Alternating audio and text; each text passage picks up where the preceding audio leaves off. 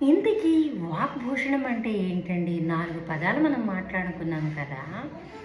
అయితే ఆ ఒక్క వజ్ర వైడూర్యాలతో ఆభూషణాలకుండా వాక్యం వాగ్భూషణం అనేది మెయిన్.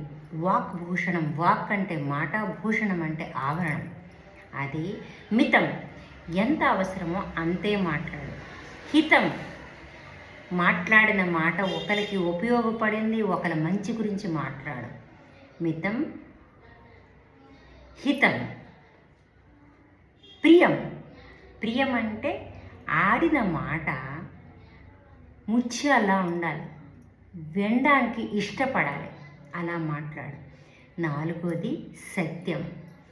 ఈ 4గిట్లో మీకు ఏది నచ్చినా కూడా ఒక్క రోజులో ఒక పదంలోనే మనం ఒక్క పదవాన్ని మారిస్తే మన జీవితం చాలా మార్పులు వస్తాయి. ట్రై చేద్దాం.